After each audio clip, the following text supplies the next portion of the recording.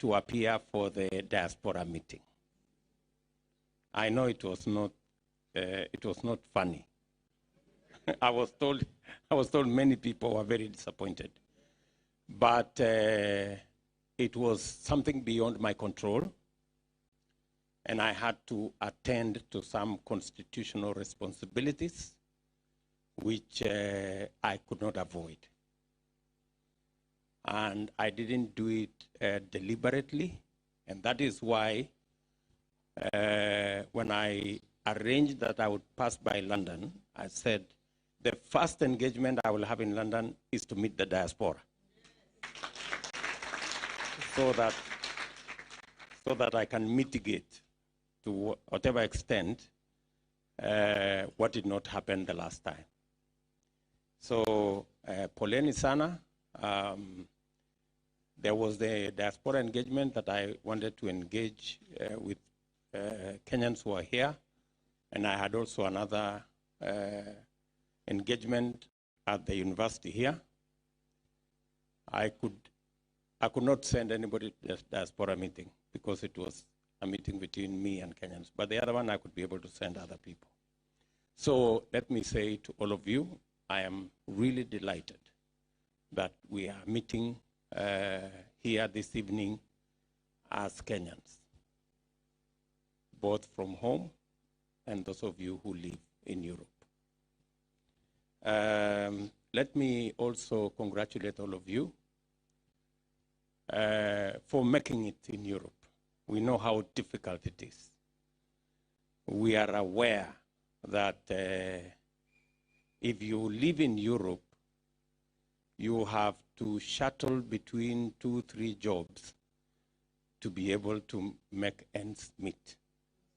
So if there are true hustlers, then these are the people in the diaspora. I was told by the people in America that if there is a representation of hustlers, it is them who spend very little time at home, and they have to hustle between at least 2 or 3 jobs. So it is that spirit of working hard and refusing to fail and insisting and persisting until you succeed that represents the true Kenyan spirit. So I want to say to all of you, thank you very much. We don't take it for granted that you are holding our flag very high in Europe. And I welcome the conversation that we are having, a conversation about how we can be better. We can be better in Europe, and we can be better at home in Kenya. And that conversation is going to enrich the ideas that will go into the formation of the next administration. I am very clear in my mind that nobody has a monopoly of good ideas. We have to listen to one another. And when we said, those of us who are leading the charge in Kenya, that we are going to change the conversation in Kenya, many people did not think it was going to happen. But surely, and very fast, it is happening.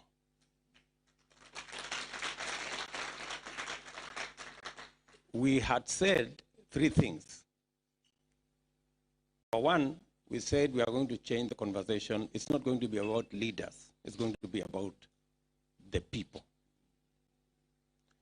Even us having this conversation today here in Europe about the people in the diaspora is part of the success of that conversation.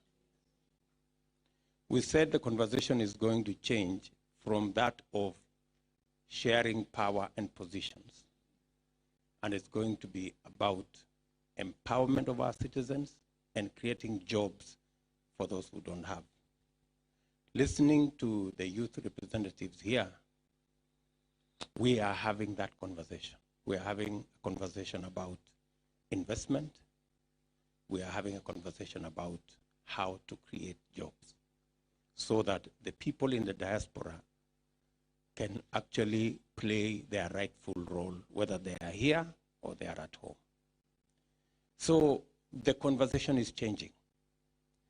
And finally, we said we are going to have a conversation about the economy.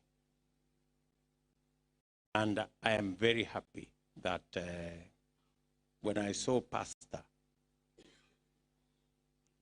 say that he is a spiritual leader, but he is going to talk on behalf of the business people. Yeah, he's going to talk about on behalf of the business people and the people who want to invest in our country. It is a confirmation that we are having the right conversation. And I want to confirm to you that as the Kenya Kwanza team, we are going to insist that this conversation cannot regress to be about positions and power and leaders, that we will insist and persist that this conversation is going to be about the people, is going to be about empowering every citizen of Kenya, and it's going to be about jobs and investment. So that's the conversation we're going to have. And let me begin by saying a couple of things so that we understand before I respond to the issues that the chair, the SG, and all the other speakers have asked us to respond to. Some of those issues later, I will ask my colleagues who are here also to speak to some of the issues that you have raised. Number one, good people. All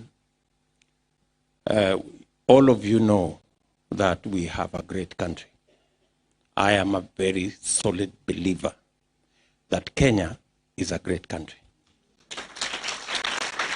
And we have the best country anywhere on earth. Believe you me. Yeah? And we can make it greater. And it's not difficult to make it greater. Let me give you my own experience of Kenya and the possibilities that exist in Kenya. As Deputy President, I have walked the journey for 9 years, and I have seen how making critical, simple decisions can change the destiny of a nation. When we decided, for example, that we are going to build the SGR, it looked like it was a difficult decision because it's been in government books for 30 years. People have been imagining, when are we going to upgrade our meter gauge railway to a standard gauge railway? In fact, there were like 20 different cases in court that wanted to stop the construction of the SGR. But because we were determined, what had been in government books for 30 years, in 3 years, we had done the first 600 kilometers. Right?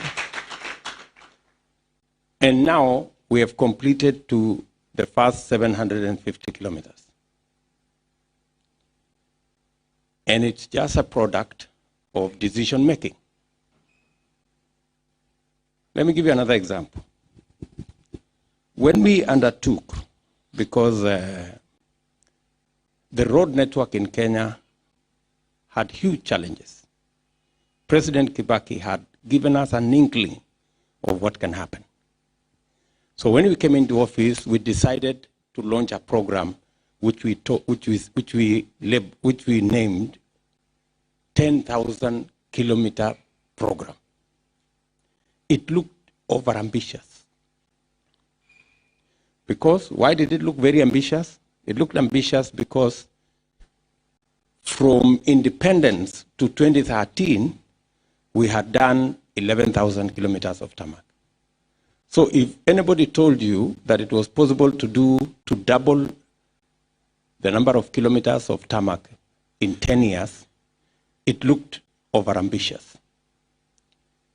But let me tell you, the good news is that by June this year, which is in 4 months or 3 months, we will have actually done 11,000 kilometers of new tarmac. Why am I telling you this? I am telling you this to show you the kind of possibilities that are in Kenya. How very fast we can transform our nation. Let me give you another example. When we came into office, and for your information, how did we achieve the movement from, how did we achieve the 10,000 kilometers of tarmac? We did a very simple decision. We changed the building standards so that we created 3 different standards of road, depending on how much traffic and weight was carried in every road. And that way, with the same resources that we had used before, for 1 kilometer that we built, we could actually build 4 kilometers. That's how we managed to drive that exercise. Again, leadership and decision making made the whole difference. Do you understand what I'm saying? Let me give you another example. When we came into office in 2013, we had 2.3 million people connected to electricity. 2.3. Today, we have 8.5 million people connected to electricity. How did we do it? We just changed the connection model. And I'm giving you these examples to show you how possible it is to move Kenya to the next level in a very short while. Having achieved what we achieved, it was now necessary for us to move to phase 2 for the actual takeoff of our nation. And we sat down with experts, we crafted what we called the Big Four. And the Big Four was supposed to achieve 3 things mainly. Number 1, it was supposed to sort out what Mokami was talking about, jobs, deliberate. It is no longer possible for us as a country to say we are going to grow the economy, and the economy will create jobs. We have to be deliberate about growing that economy in the spaces and in the areas that will create jobs for our young people.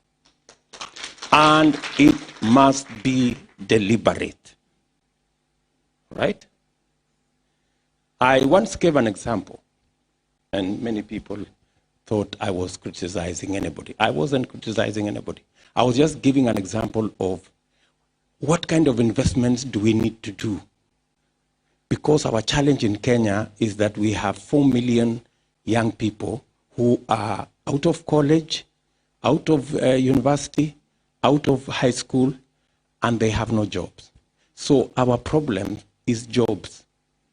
So as you invest in whatever programs, in whatever projects, in whatever infrastructure, your eye must be on those that create jobs. Do you understand what I'm saying? So even when you saw in our Big Four plan, you saw there a project called housing. It wasn't so much about the houses. It was actually so much about the jobs. Do you understand what I'm saying?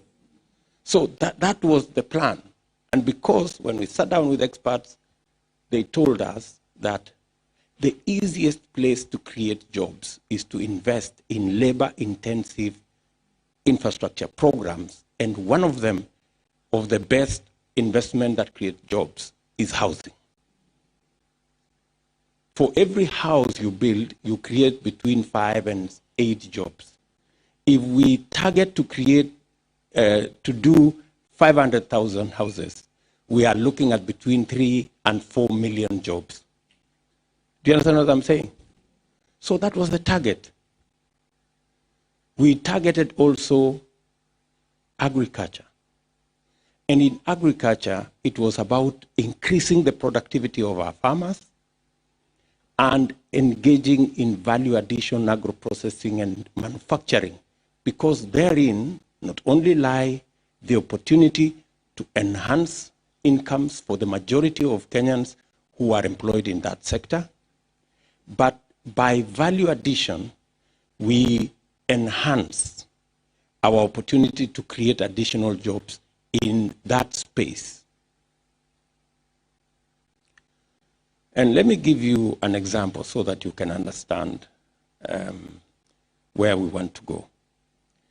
I gave an example once. We did an investment as government in a gun assembly factory in Ruiru. Many of you know Ruiru. So we invested 4 billion shillings. That factory is a wonderful world-class factory. It employs 100 people. Yeah? Very good paying job, 100 people. But if we had invested the same 4 billion shillings in informal sector manufacturing, let me even put it simply, if we had invested 4 billion shillings in EPZ manufacturing, we would have created 20,000 jobs. How many jobs? We would have created 20,000. The same 4 billion shillings. So the choice, the policy choice is, if you have 4 billion shillings, do you invest it in a gun assembly factory and create 100 jobs? Or do you invest it in EPZ and create 20,000 jobs? That is the decision we need to make. Do you understand what I'm saying? And you know, one person asked me the other day in DC, Mr. Deputy President, those decisions look so simple.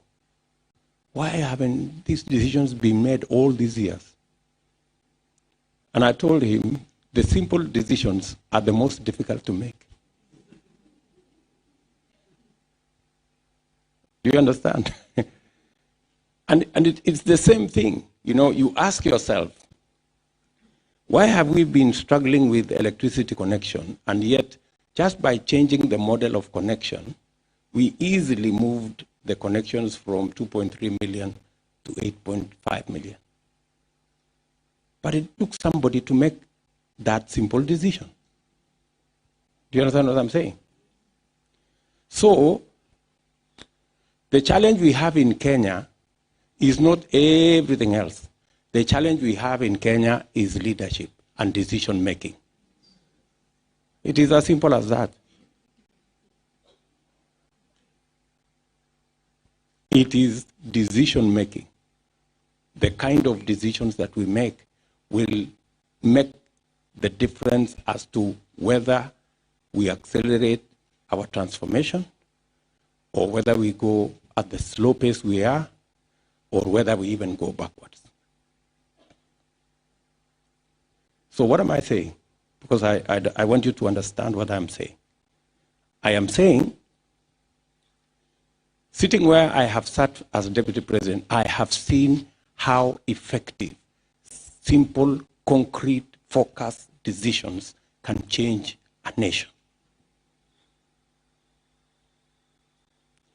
I have also seen how simple wrong decisions can also take us backwards. Because after 2017, we had the Big Four plan, which I've explained to you. But again, we made another simple decision to do something called the handshake. Right? And then it became BBI. And then it became a circus. And then we lost 4 years. And then the ruling party collapsed. And then the opposition collapsed. And then the Big Four collapsed. And then we ended up in null and void.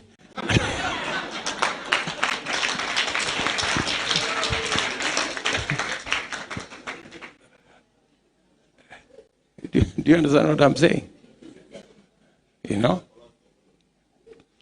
And then now we ended up with an economy that is struggling because we've lost 4 years that we would have leveraged on the investments we have already made, huge investments we have made in infrastructure, by doing the next couple of things. Investments in housing, investments in agriculture, investments in universal health coverage, so that we can leverage on whatever resources we had already put in the economy to build the infrastructure, so that we can begin the journey to service our debts. But when we lost time singing reggae, nobody can stop reggae, I don't know, you know, and with a lot of respect, I really, so sitting where I sit, I can tell you clearly, I can see how making decisions correctly can take us forwards, and making the wrong decisions can make us mark time or even go backwards. And that brings me to this point where we are. So, good people, we have put together with these good people you see here, we've put together a plan. And I tell you, it is a solid plan. And I can confirm to you from where I sit that it is a practical plan. And we intend to deliver on this plan. We have put it in 4 categories. Number 1, we are going to be deliberate about investments in areas that will create jobs for our young people. That is going to be our priority number 1. And we have every reason to prioritize investments in programs and projects that will create jobs. Because the young people of our nation are the biggest asset we have. Educated, talented, creative, hardworking. You can never have that kind of resource anywhere on earth. And how we are going to make that resource either a dividend that takes the country forward, or a challenge that takes the country backwards, depends on the decisions we will make and the engagements we are going to do with those young people. And we choose as Kenya Kwanza that our priority number 1 is to invest in areas, including the housing program that we already had identified. And for your information, we had commitments up to 4 trillion Kenya shillings of people who are ready to partner with us in the housing program. All we needed is an offtake plan. And the members of parliament said here, no, that we just needed to get the law passed that gave us the opportunity for an offtake plan. We were so busy doing all the other things, that law was not passed. Yeah? Because we were busy passing the laws to change the constitution and the rest of the things. I want to tell you, within the first 100 days, we will have the law to provide an offtake plan of the housing agenda that will stimulate the creation of jobs and the investments that have already been committed by development partners, investors, including from this country, from the US, and many other parts of the world. That's just one. I have said including housing. Of course, the whole array of informal economy development. Number two, we have said we are going to sort out our micro, small, and medium enterprises. These constitute almost 80% of all the people engaged in business in Kenya. They hire close to 15 million Kenyans are in that space of micro, small, and medium enterprises. From small-scale farmers to the mama mbogas to all the hustlers in between. And the challenge they face, threefold. Number one, the environment for them to do business. We must get that environment sorted out. We cannot continue to hire people to chase others who are doing business as askaris. We should actually be organizing credit for them to do business. We must get the correct legislation to protect everybody's business. Even hawking is a business in Europe, and it is regulated. There are laws that guide it. Right? It's not criminal to be a hawker. All you need to do is to have the right laws so that it is done within the parameters of allowable law.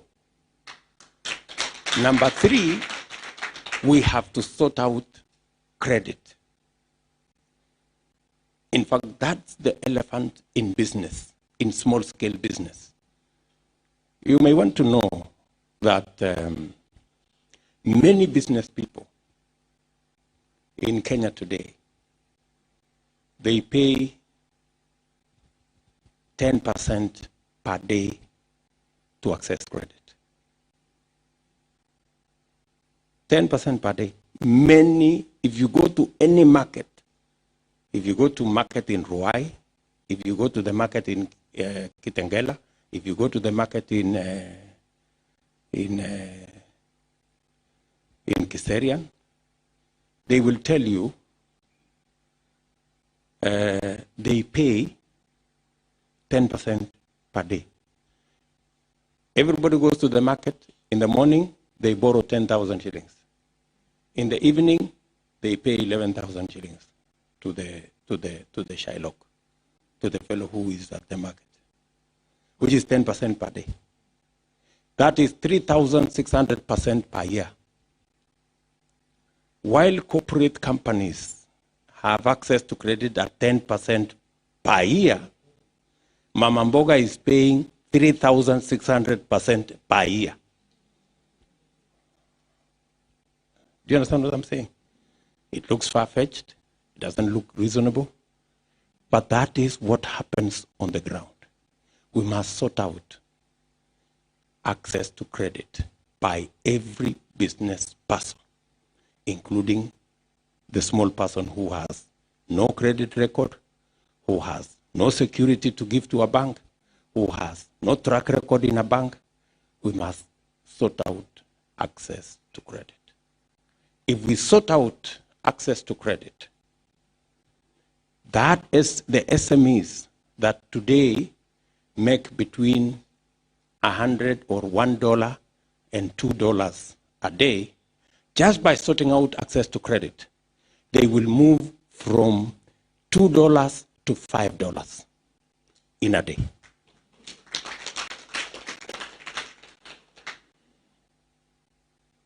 Do you understand what I'm saying? Number three, we need to sort out our agriculture. And we have plans on how to sort out our agriculture. We need to sort out our productivity. Let me give you an example how we need to sort out agriculture and how to sort out productivity. I will give you two examples. We are the largest producer of milk in the African continent. We produce 5 billion liters of milk every year. But on average, we are producing 3 kilos or 3 liters per cow. Actually, the same cow, if you feed it differently, you can produce between 15 and 20 kilos per cow. So you can increase 500%. Forget about 500%. Say even we double. If we just double the milk production and move our production to 10 billion liters, and we export even 3 billion liters, we will move production of milk to the highest foreign exchange earner in our republic. It will overtake tea, it will overtake coffee, it will overtake horticulture.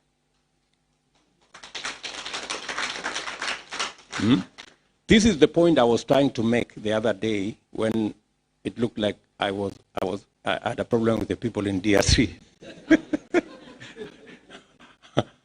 I was trying to say we have a huge market of milk in the African continent, starting with 90 million people in DRC, very hardworking people. We enjoy their music. They can also enjoy our milk.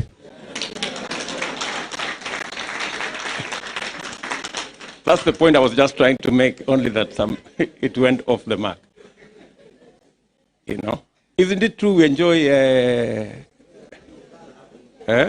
Kanda Bongo Man and all the other people from that corner? Yeah?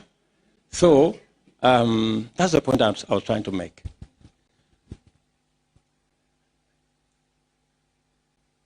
So what we are saying is we must increase our agricultural productivity.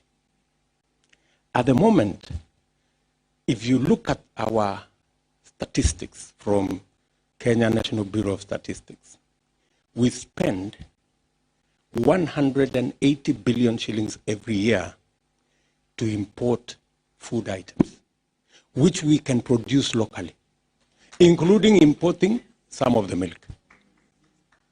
Do you understand what I'm saying? We still import milk. We're importing maize. We are importing edible oil. We are importing rice. We are importing wheat. Yeah, 180 billion shillings. That tells you that market already exists in Kenya. So we must first invest in increasing the productivity of our farmers so that we even stop importing and feed that market ourselves. You understand what I'm saying? I know you're listening to me and you're wondering, so if things are this simple, why isn't it happening? You know, that's the question you are asking, you know? But that's the dysfunction we have in Kenya. In fact, sometimes when I looked critically at our Big Four plan and how we ended up not implementing the Big Four, and we ended up implementing the handshake and the BBI and the reggae, to me, it begins to look like it is actually sabotage. That there are people who do not want Kenya to move forward. That there are people who want Kenya stuck in this conundrum because I don't know it benefits who. I mean, that's the only explanation I can have, because I don't understand how you have a plan here to create jobs. You have a plan here to invest in agriculture and increase the productivity of your farmers, You have a plan here for universal health coverage, and all of a sudden it is not a priority.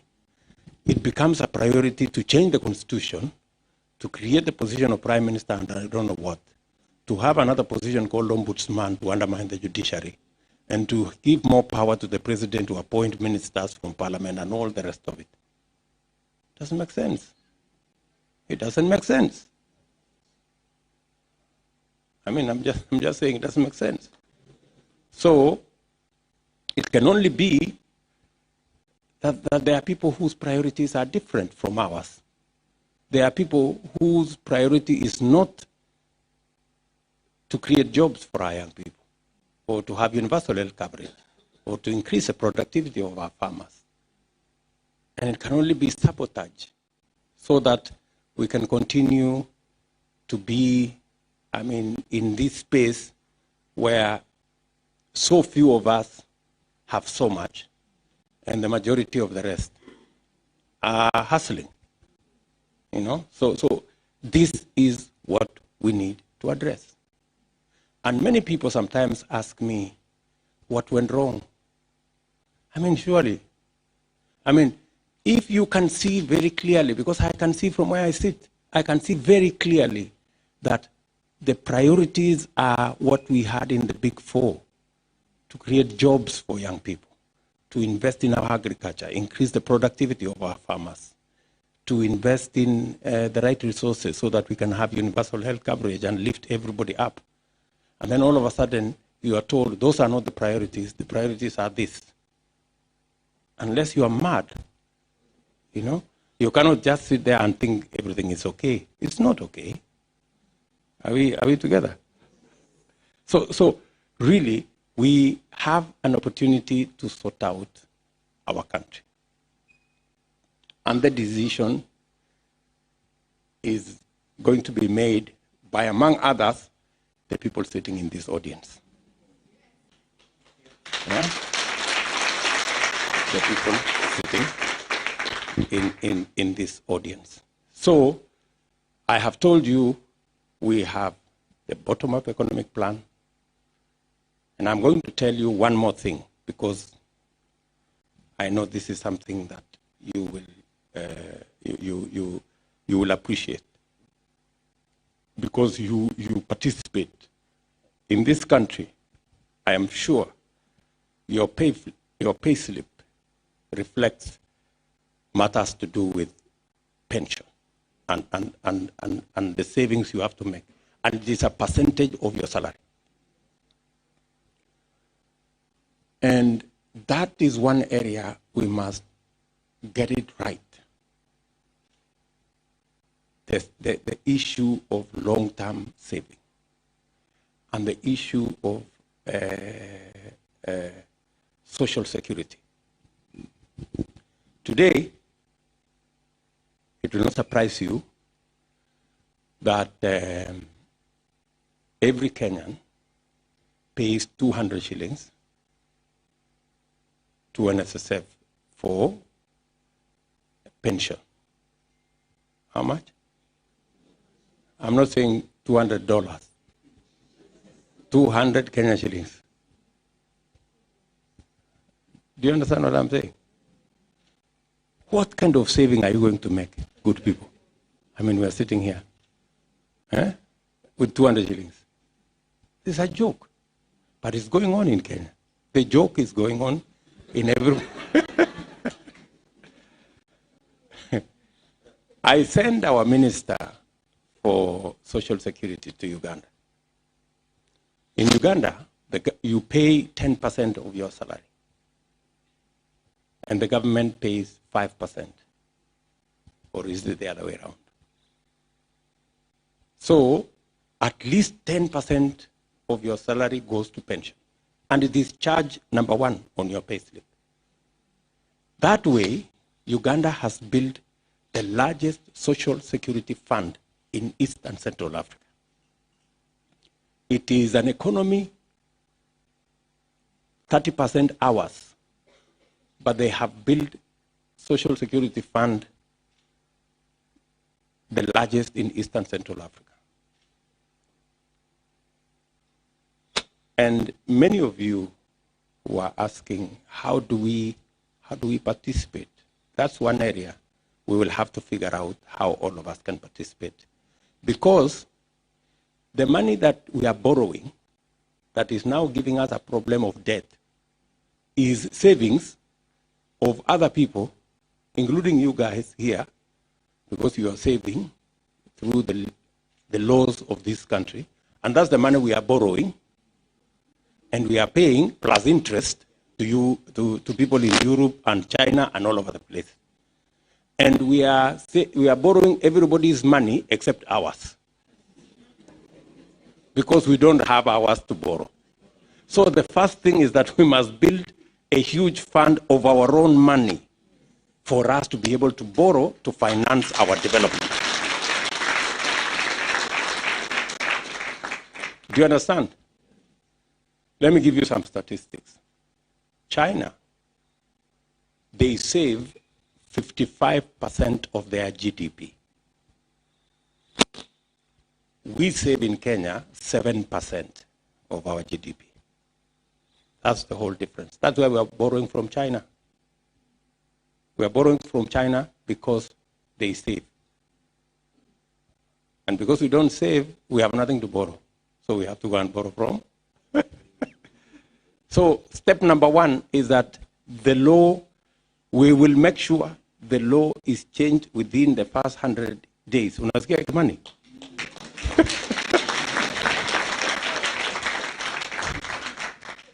Yeah, so that even if we agree to 5% of everybody's salary to be saved, we will begin the journey to build a huge social security fund that can hold resources that we can use to finance our own development. Tanzania, just across the border, they built their whole Dodoma new parliament, the whole thing, using social security money. Because they also save a percentage of their salary.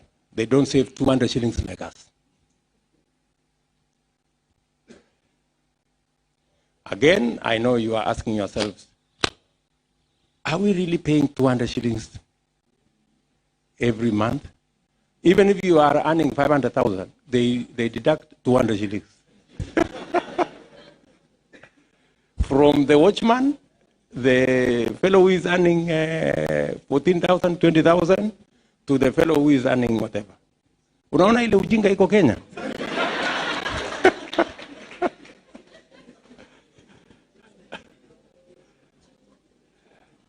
Yeah?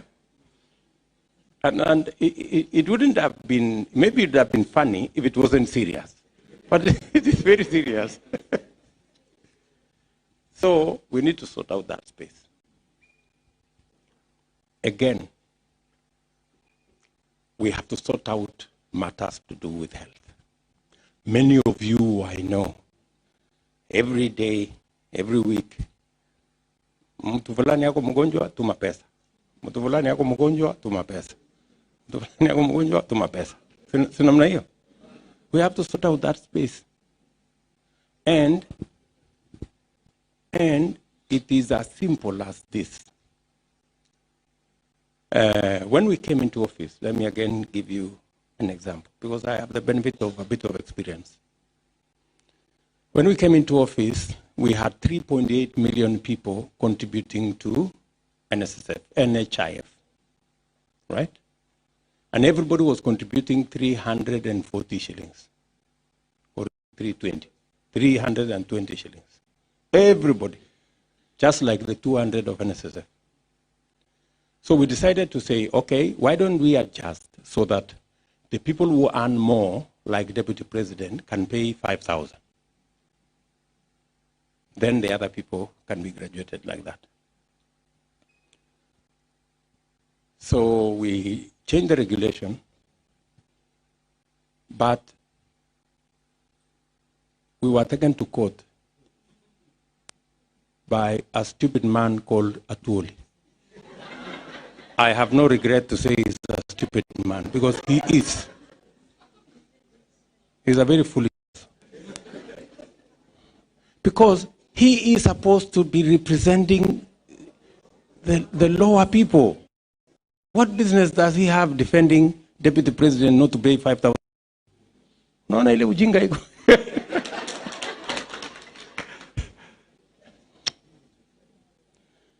And those are the people roaming the corridors of power and giving us lectures. What lecture are you giving us? So, it's very serious, by the way. So we were taken to court. I was personally involved because I was driving that program. Finally, we got a negotiated settlement out of court. Now, Deputy President is paying 1,700, I think, and a few coins. While Mama Mboga is paying 500. So Mama Mboga, whose income is 5,000 shillings, is paying 500 shillings, which is 10% of her income. Deputy President, who is earning 1,000,000 shillings, is paying 1,700. See, Kenya, there's a problem. Because honestly, I mean, the people at the bottom of the pyramid are carrying a heavy load than the people on top of the pyramid. You know? And somebody wants to tell us it is fair. It is not fair. It is not fair. It is not right. It's not even moral. Do you understand what we are saying? So we decided in 2017 that we are going to sort out that challenge. But unfortunately, again, we became busy. Passed the law this year, which we were supposed to have passed in 2017, immediately after the elections. We passed just the law the other day, and we are now in the process of trying to implement it. Right? If everybody paid a percentage, even if it is 1%, even if I paid 1%, I would pay at least 10,000 shillings. Sendio? I would pay 10,000. And the people earning more money would pay more. And I'm telling you, when we just changed from the 340, the 320 to 1,700, we moved our collection from 900 million shillings every month to about 3.3 billion shillings every month. Today, we are collecting just under 60 billion shillings every year from NHIF. If we made everybody pay a percentage of what they earn, we would actually collect anywhere between 170 or 200 billion Kenya shillings. And we would wipe out the whole issue of health insurance in Kenya. Everybody, including those who cannot afford, we would be able to put them on NHIF.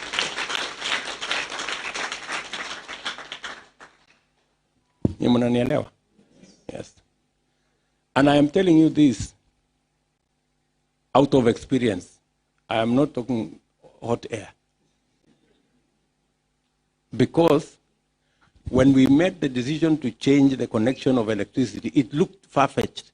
Today we have results. From 2 million people, we have 8.5 million people. So that's why I was telling you, I have the benefit of knowing what works and how we can change this country fast. So that is why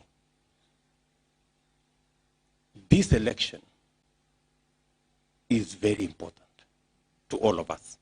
It is the election that will make us go forward, or an election that is going to make us stuck in the same place. Do you understand? Our competitors on the other side, they are telling us that their first priority is to come and restart the reggae. You know, That's what we are being told by Mzee Tinga. Atakuja kuanzisha nini, akuja badilisha katiba, sijui afanye nini. You know, really, there's a problem in Kenya. You know, with a lot of respect, I don't think the candidate on the other side has the capacity to run a country. I'm telling you. I mean, if you are standing somewhere and you are making a statement, or you are addressing people, and you can't even remember what you are saying, how will you run a country? How will you run a country? You know, we have to be serious. We have to really be serious as Kenyans. You know, we have to stop these jokes. It is not funny. It is not funny. Tuambiane tu kweli. But anyway, that's where we are. So let me tell you and persuade you that the team you see here, we have a plan for our nation. And we are asking you to give us a chance to move Kenya to the next level.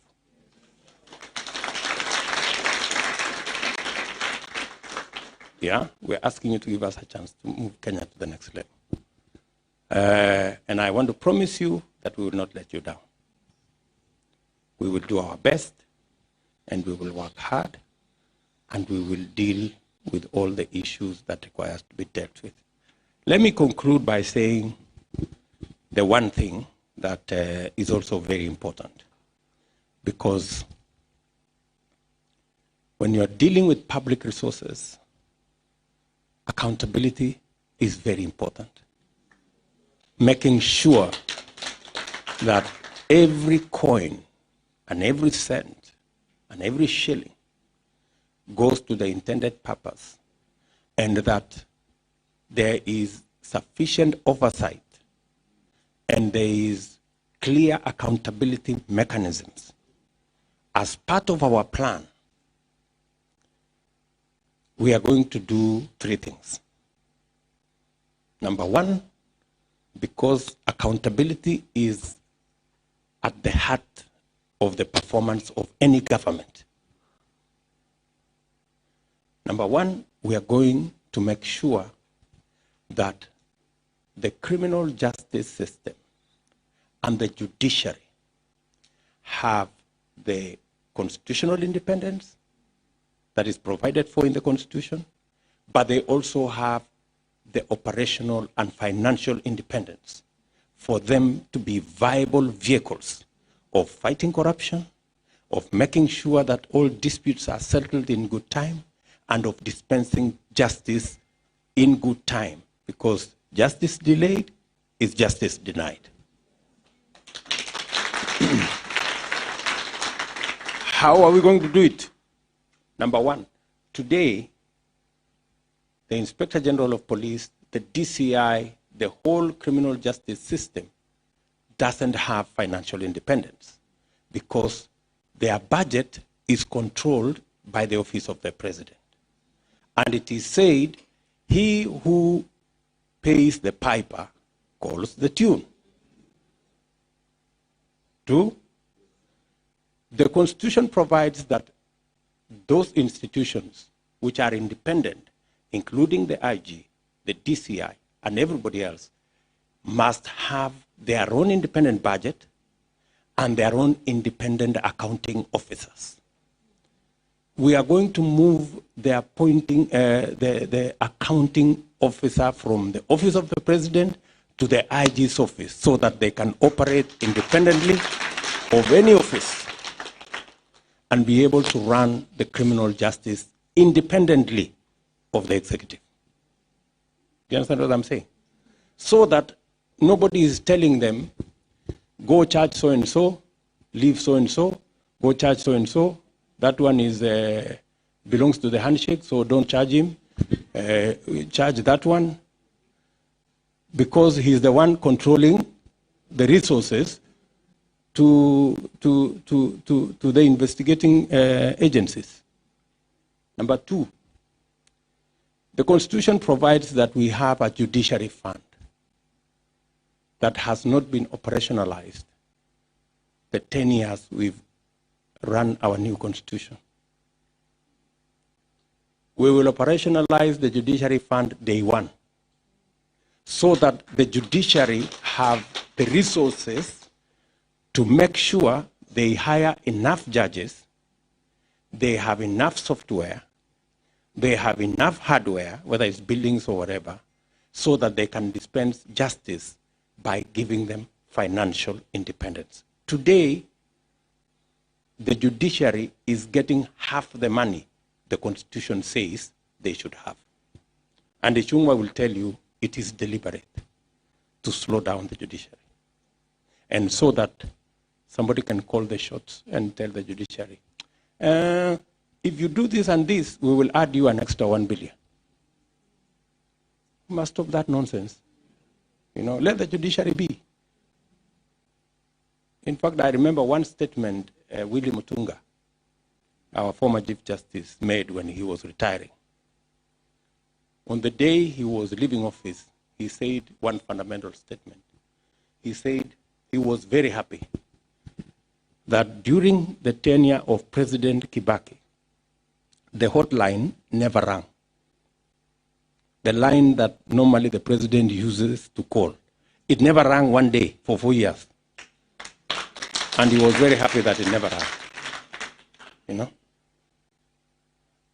Who knows? I don't know whether it rings nowadays.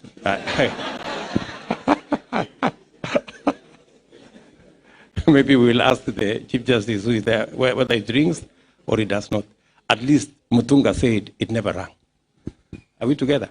Because there is absolutely no reason why anybody can tell the judiciary what to do. And it is brazen and the worst kind of impunity that anybody can imagine that we can change the Constitution so that the president can have leverage to appoint an ombudsman reporting to him to supervise the judiciary. That is impunity of the worst type. I mean, surely. I mean, the president has enough power already, too much power. Why do you need power over the judiciary? Why do you need power over the legislature? And if anybody is not satisfied with the powers the president has at the moment, it's not necessary for you to run for president. It's not a must. Si mwingine ule anaona hiyo powers inatosha, aende afanyie kazi kwa hiyo ofisi.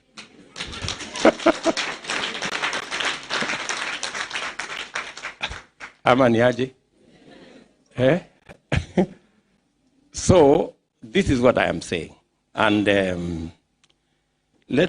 know I have talked for long, but maybe I am talking for the one I was supposed to come and this one. Let me respond to the issues. I hope I am clear on what I have said. Let me talk on the issues Chairman has talked about.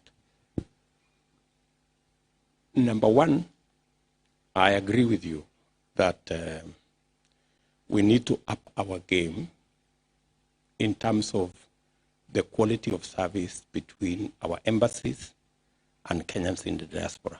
We certainly need, there is some room there for us to improve on the quality of service that's available to Kenyans in the diaspora, number one.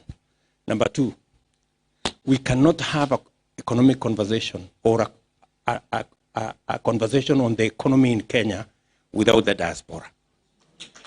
Because your contribution is about almost 400 billion Kenya shillings that you send to Kenya every year.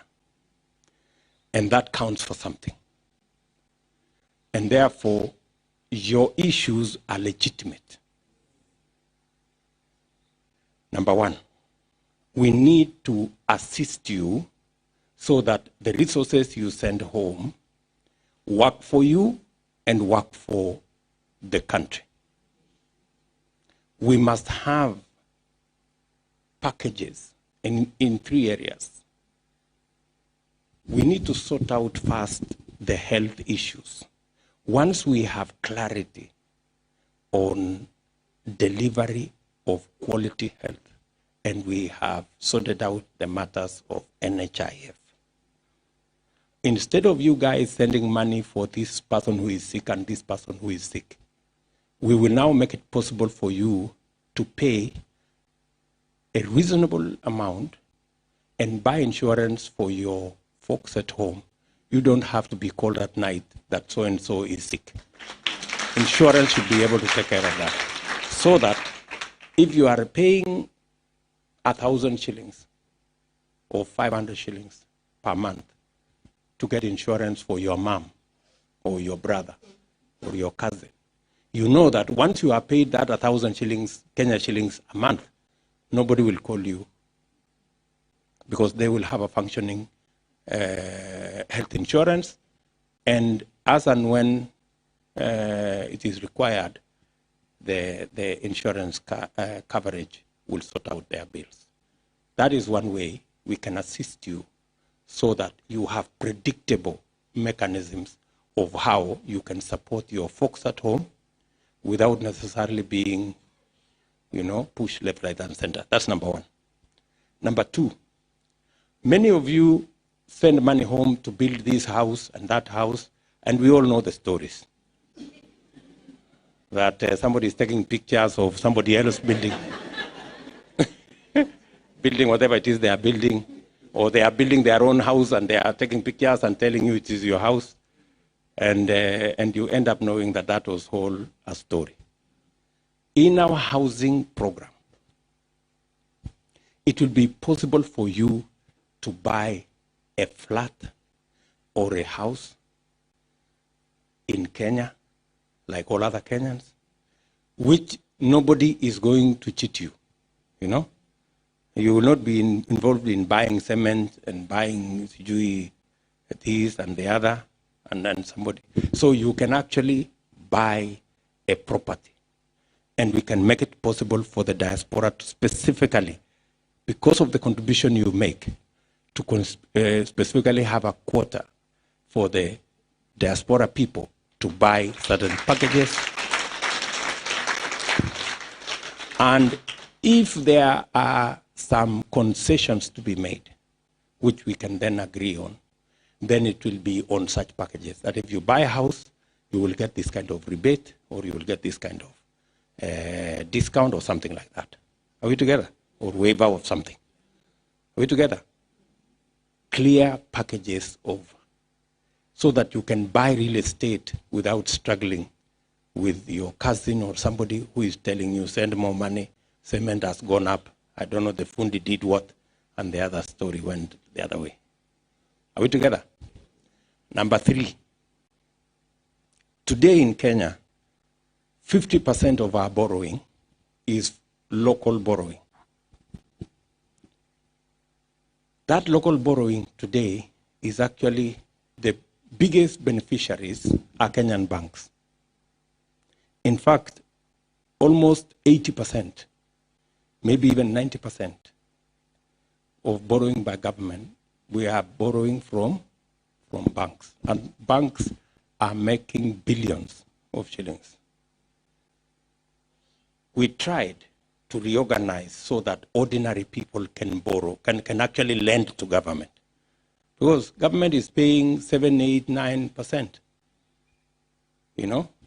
Yet if you go and deposit money in the bank, they will give you 1%. But they are lending it to us as government at 9%. Do you understand? Same Kenyans in Kenya, when you go and deposit money in the bank, they will give you 1%, maybe 2% if you are lucky. But they are lending it to government at 8%. We try to organize so that even ordinary people can lend 5,000, 10,000, 20,000, 50,000 to government using government bonds.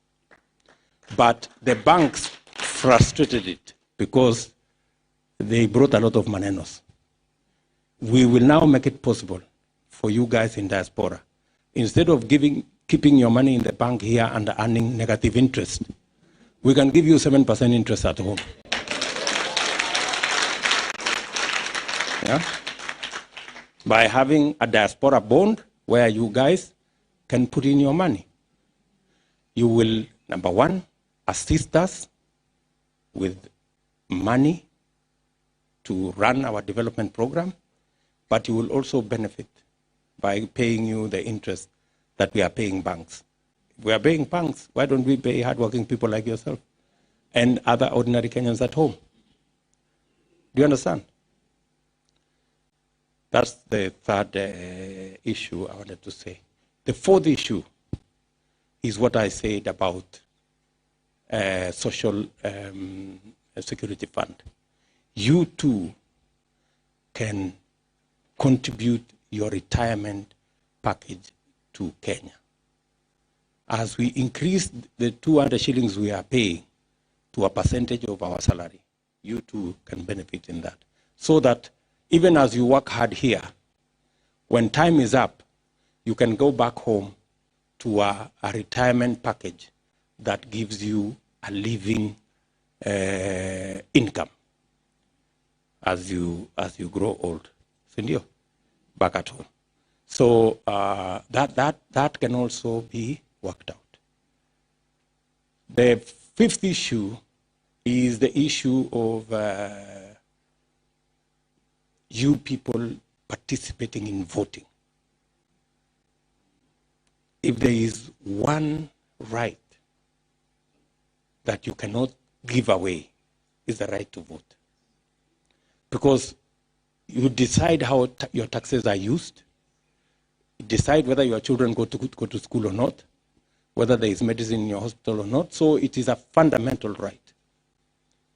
And the opportunity to participate in elections is a very critical opportunity.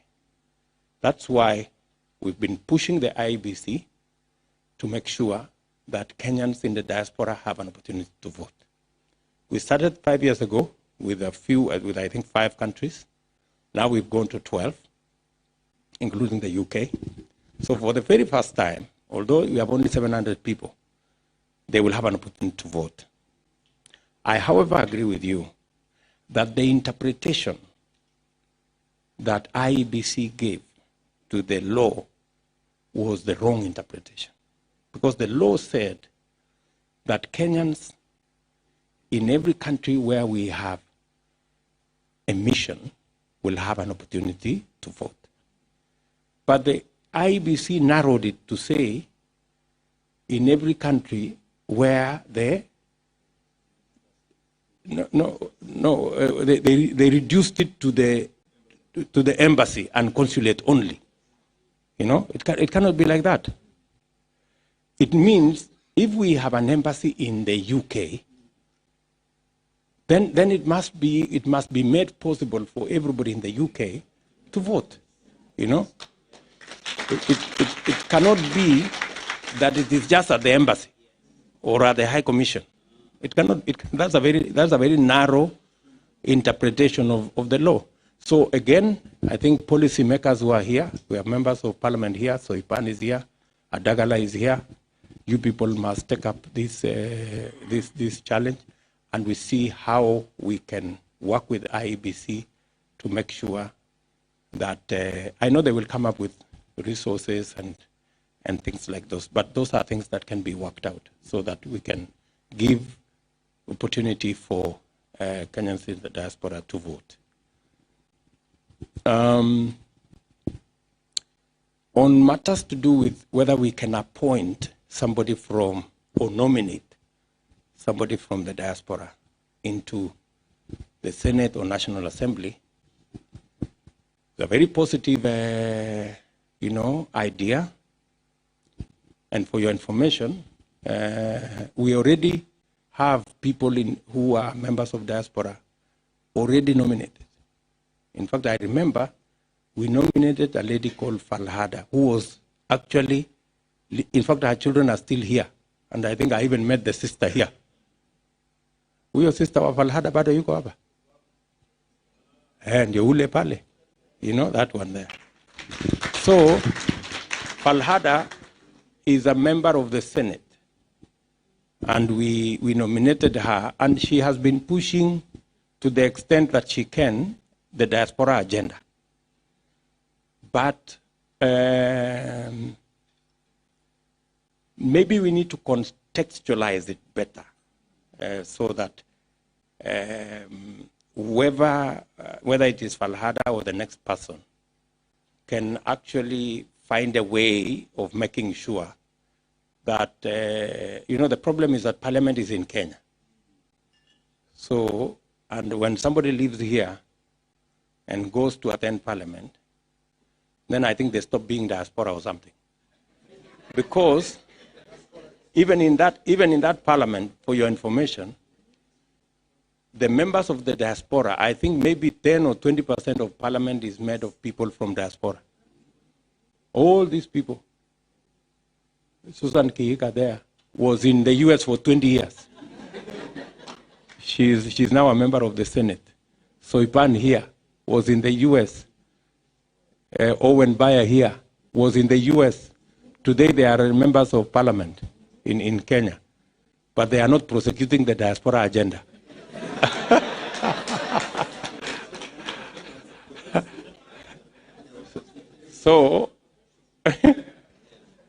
So maybe they are prosecuting it. Maybe, I don't know. Kipchumba Murkomen there is a member of the diaspora. He was in the US for donkey years. So I don't know. We need to rethink the whole of that space so that we can structure it better and drive the diaspora agenda properly. There is the suggestion that we have a caucus. There is even the suggestion we have a committee, like all the other committees in Parliament. We actually have a specific committee. I think it was actually that recommendation was made by Kipchumba Murkomen, that we have a specific committee that discusses matters to do with diaspora in Parliament. I think that's another, but we are having a very healthy conversation. I mean, it's just people are now beginning to think of ideas on how we can bring the diaspora agenda into the mix, right? And we need to have that conversation. I hear you when you say maybe even we can nominate people under the category of minorities. You can't qualify to be minorities because you are about 3 million. Minorities are like Okiek, they're like 500 people. we need to rethink of, how do we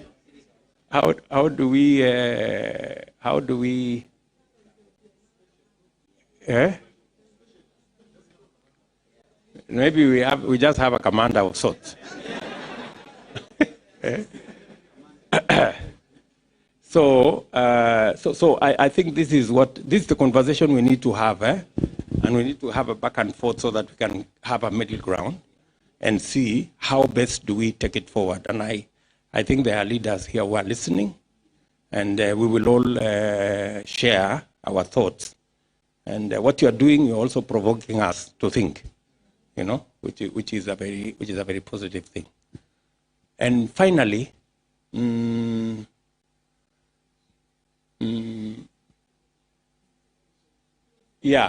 matters to do with citizenship.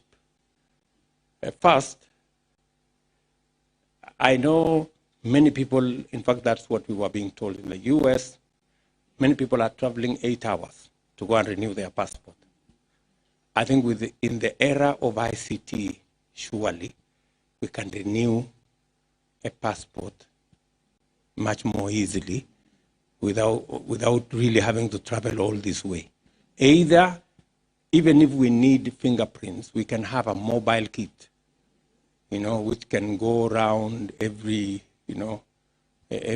second week. It is in Newcastle, is in the other place, so that we can make it that much more easy for citizens in the diaspora to access services instead of them having to travel long hours to be able to access them. So again, we need to have a conversation there about delivery of consular services by our embassies and leveraging on ICT to a good extent so that we can get most of those services online and we can be able to make it much more efficient. I think those are the issues. On the issue of